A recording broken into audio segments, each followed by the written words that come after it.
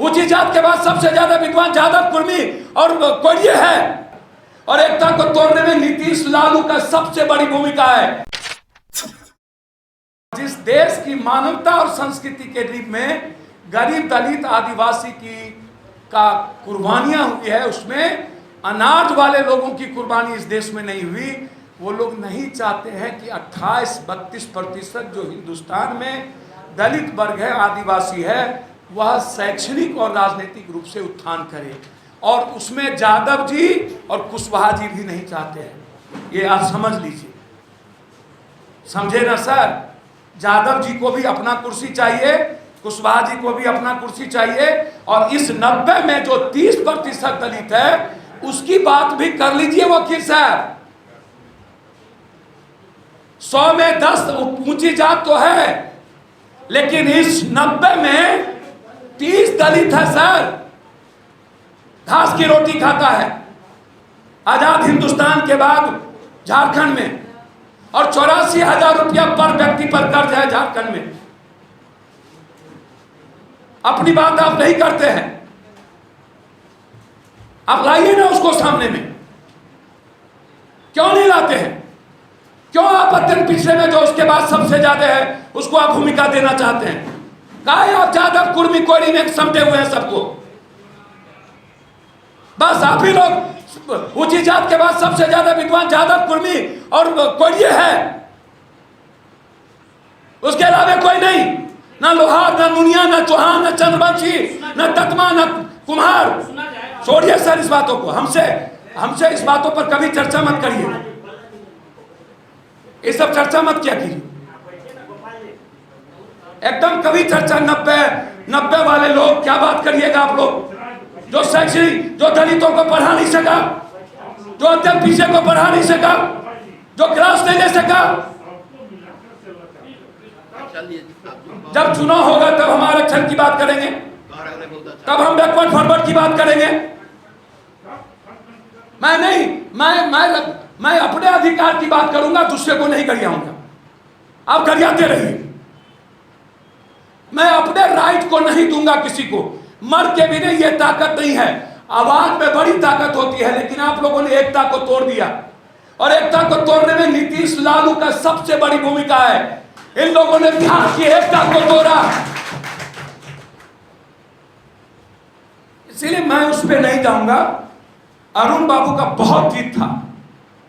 मैं चाहता हूं आप कंपलसरी एजुकेशन करिए,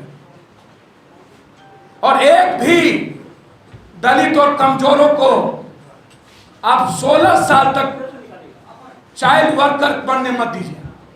ये संकल्प लीजिए। मैं चाहता हूं वो संकल्प लें आप करिए। ठीक चल रहा है तो बोला जाए। इसीलिए नहीं सर, अब मैं जाऊंगा। मेरा सिर्फ इतना ही है, आप मेडिकल में दीजिए। किसने मना किया सर? क्रांतिकारी बन जाते। लालू यादव जी सामाजिक न्याय की बात किए, और जब वक्त आया तो आर्थिक आजादी और शैक्षणिक आजादी को समझ नहीं पाए। निश्चित रूप से लालू यादव की भूमिका इस बिहार में स्थापित रहेगी, लेकिन जब बढ़ते गए, जब दुनिया 2005 के पहले इकोनॉमिकल ग्रोथ कर रहा था, तो लालू यादव सामाजिक न्याय में फंसे रह गए। और जिस काम को नीतीश कुमार को मेंटेन करना चाहिए था चीजों को, अब वो कहते हैं अशोक गहलोत के बाद मैं भी आरक्षण दिया अत्यंत पिछड़े को। सबसे पहला आरक्षण मिला अत्यंत पिछड़े को, और पंचायती राज में अशोक गहलोत के मुख्यमंत्री काल में। और उसके बाद नीतीश कुमार आए, उन्होंने एक लॉलीपॉप थमाया। लेकिन जो बेसिक चीज थी, लोकसभा, न्यायपालिका, विधानसभा, सर आज भी नीतीश बाबू और लालू यादव जी की सोच उन सामंतवादी मानसिकता से बाहर नहीं है। वो लोग बिल्कुल जकड़े हुए हैं, वो उसी की बात करते हैं। हाथी के दिखाने के दांत कुछ होता है, खाने का दांत कुछ होता है। ये लोग बात तो करते हैं सामाजिक धारा, सामाजिक न्याय, लेकिन नीतीश कुमार जी जरा बताएंगे ना, इस 15 सालों में सर्विस में, नौकरी में उन्होंने क्या किया, कितने दलित और अत्यंत पिछड़े लोगों को नौकरी मिली, आप लिस्ट उठा के देख लीजिए, आपको पता चलेगा। कितने दलित और अत्यंत पिछड़े का बच्चा एजुकेशन में ग्रोथ किया, आप उसको उठा के दीजिए, पर पता चल जाएगा। सर, ये एक बड़ी लड़ाई है।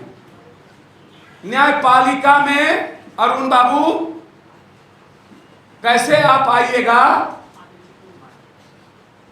जब तक आप न्यायपालिका और आर्थिक और शैक्षणिक आजादी पर कब्जा नहीं कीजिएगा, तब तक आप इस मुहिम को जितना कुछ कर लीजिए, कोई प्रगति नहीं होगी।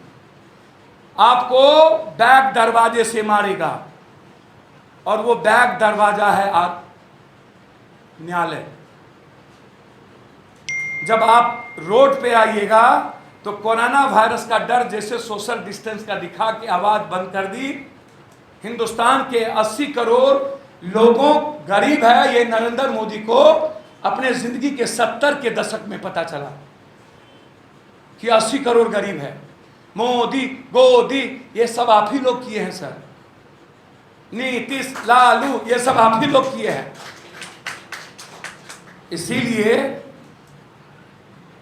सर, मैथिली और भोजपुरी में ट्वीट करके और 5 किलो चावल में जिस बिहारी का वोट लेने का सपना मोदी देख सकता है, वहां आप लंबा आरक्षण का खेल मत खेलिए। 1.25 लाख ले लो, अब वोट के घड़ी आया तो अरवा चावल 5 लाख ले लो। जनकपुर में हरी झंडी दिखाया 11 बस का, 1 इंच नहीं चला। कोई देश का राजा संवेदनहीनता से स्वीकार करे, संवेदना और एक्सप्लॉयटेशन करे कोई देश का राजा इमोशंस के साथ, ये ठीक नहीं है। देश के राजा को हिंदुस्तान के सरभारा की बात इकोनॉमिकल एजुकेशनल करना चाहिए। इसीलिए मैं अपनी बात समाप्त करता हूं। आप सब लोग यहाँ विद्वान आदमी हैं और आप अपनी बात रखें। मेरा सिर्फ इतना है कि हिंदुस्तान की न्यायपालिका में आप यदि माध्यम से आना चाहते हैं तो आपको अपने समाज में जुडिशियल मजिस्ट्रेट और का एग्जाम, और उसमें कैसे आप टॉप करिए, आपको नीचे से लड़ाई लड़नी होगी।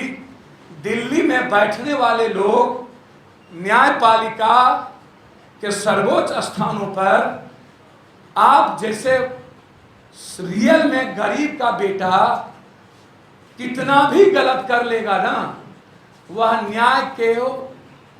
न्याय के चश्मा से देखेगा, पप्पू यादव के चश्मा से नहीं देखेगा।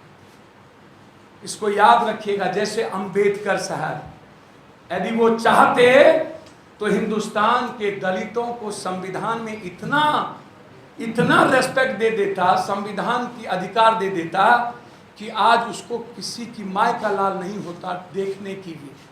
छुआछूत, ऊंच नीच, आज भी राजा की, आज कोरोना वायरस में देखिएगा बिहार में जब आम आदमी का जांच होता है तो वो 4 दिन में आता है, मुख्यमंत्री का जांच 2 घंटे में आ जाता है। कल 2 घंटे में आ गया। ये छुआछूत और ऊंच नीच नहीं है, ये सोशल डिस्टेंस नहीं है। 2 घंटे में मुख्यमंत्री का जांच, और नीतीश पासवान है, नीतीश राम है, नीतीश सुइया भुइया का जांच 5 दिनों में। तो इसीलिए सर दशमलव कोमा हैफन रेफरेंसे की आवश्यकता है जीवन में। इंग्लिश का इंटरप्रिटेशन और मैथमेटिक्स सोल्व तभी होगा जब आप दशमलव की वैल्यू देंगे। शतरंज खेलते हैं तो प्यादा की भी जरूरत होती है। यदि आप छोटे छोटे कामों को करते हैं तो आपको छोटे छोटे लोगों की उम्मीद को भी समझना होगा। आप पप्पू यादव नीतीश लालू के उम्मीद को तो समझ लेते हैं, उसका बेटा का तो हो जाता आहा टूअर भागिले है, बाप जेल में थे, लेकिन लाखों करोड़ों आदमी मर जाता है, उसकी चिंता आपको नहीं होती है। मैं चाहूँगा बेसिकली आप सब एजुकेशन पर सबसे ज़्यादा फोकस करने की आवश्यकता है, इकोनॉमी पर फोकस करने की आवश्यकता है, और किस तरीके से बिहार में आपका इस्तेमाल करता है सामाजिक न्याय के विरोधी लोग। नीतीश कुमार के कंधों पर बंदूक रख के उसको पता है यदि हम बंदूक लालू और नीतीश के कंधों पर नहीं रखेंगे, मायावती और मुलायम सिंह अखिलेश के कंधों पर नहीं रखेंगे, तो हम इस देश में अब सही मायने में राज नहीं कर सकते। नरेंद्र मोदी के कंधों पर बंदूक रखा संघी ने और पिछड़ा पिछड़ा का नारा दिया और इस देश के सबसे बड़े पिछड़ों की भूमिका पर चोट कर दी। आप समझिएगा, नरेंद्र मोदी से बड़ा सामंतवादी व्यवस्था का सूचक आज तक हिंदुस्तान के इतिहास में कांग्रेस गिव एंड टेक था। कांग्रेस एक सिमिलर चीजों को करता चला गया, कुछ नहीं भी किया, लेकिन इन्होंने हिटलर के तरह वार किया है सामाजिक व्यवस्था पर, सामाजिक परिवर्तन पर, आरक्षण पर, हमारी जीवन के मुस्कुराहट पर और हमारी राजनीतिक विरासत पर। मैं इससे ज्यादा नहीं कहूंगा, आप इसको समझिए। दलितों को बीजेपी की भूमिका से निकालिए, पिछड़ों को बीजेपी की भूमिका से निकालिए, ये मेरा रिक्वेस्ट है। यदि नीतीश कुमार स्थापित हैं तो आप समझ लीजिएगा सामंतवादी लोग उनके कंधों पर बंदूक रख करके स्थापित हुए हैं। लालू यादव जी नहीं समझ सके, उनका 15 साल था, उनकी भूल के चलते उनको मिल गई, समेटते समेटते वो माई पर आ गए। उनको माए बाप की जरूरत नहीं थी। एक एक दलित और बैकवर्ड ने लालू यादव को अपना नायक माना था और आज भी इज्जत है बैकवर्डों के भीतर लालू यादव की। वो भूमिका नहीं हो सकती, लेकिन जिस तरीके से बिहार में राजनीतिक विखंडित होता चला गया इस दोनों के बीच में, दलित महादलित, पिछड़ा अत्यंत पिछड़ा, उसको भी बांटा नीतीश जी ने, और लालू जी आते आते अपने को सिमट लिए। खास तौर पर जब बिहार का बंटवारा हुआ तो लालू जी थोड़ा ज्यादा मीन माइंड हो गए और माय समीकरण जो था लालू यादव जी का, सामाजिक न्याय के दिल पर चोट पहुंचाया था और जिसके चलते आज नीतीश कुमार जैसे लोगों को आगे में पीछे में बीजेपी और संघी, आगे में मुखौटा कूच, उनको मौका मिला। ये दोनों दोषी हैं। लड़ाई बहुत बड़ी है, ईमानदार प्रयास करिए, संघर्ष करनी होगी। आप छोटे छोटे बात को लेके सिर्फ फिलॉसफी नहीं होगा, प्रैक्टिकल अप्रोच के साथ बढ़ना पड़ेगा। और हमें इस बात को नहीं भूल सकते कि हम जुडिशियली में नीचे से ऊपर हमको चलना पड़ेगा। राजनीति में देश का प्रधानमंत्री कोई अपना जिसकी भूमिका हो उसको एक बहुमत के साथ आगे बढ़ाना पड़ेगा, तभी आप ऊपर से सफाया कर पाइएगा। अन्यथा नीचे से आगे बढ़ने की ताकत पिछड़े और दलितों के भीतर है। वो जी सकता है, वो लड़ सकता है, वो संघर्ष कर सकता है और अपनी मेहनत के बदौलत दुनिया की ऊंचाई पर जा सकता है। इसीलिए मैं आप सबसे आग्रह करूंगा कि आप विद्वान आदमी हैं, आप इस चीज़ को समझिए। बांटने का काम मेरे नेताओं ने किया और हम लोग अच्छे काम नहीं किए। मैं कोशिश करूंगा आपके स्नेह और आशीर्वाद से एक बेहतर प्रयास को, आम लोग जो गरीबों की आवाज़ है, ये जो गरीबी शब्द है ये बहुत ठेस पहुंचाता है, नफरत होती है और ये पता नहीं गरीबी गरीबी हटाते हटाते ये नेता लोग गरीब को ही ना मिटा दे, जो कोरोना वायरस में देखने को मिला। मैं उम्मीद करता हूं कि हम लोग 30% दलित और अत्यंत पिछड़ा, जो एजुकेशन में 2.3% भी नहीं है, नौकरी में 1 पॉइंट भी नहीं है, इन उस बड़े वर्गों को हम लोग राजनीतिक, सामाजिक और शैक्षणिक रूप से तवज्जो दें और उसके साथ मिलकर देश की कल्पना करें कि हम कैसे भूमिका निभाएं। यही मैं आपसे कह सकता हूं। मेरा बहुत बहुत धन्यवाद। मैं प्रणाम करता हूं।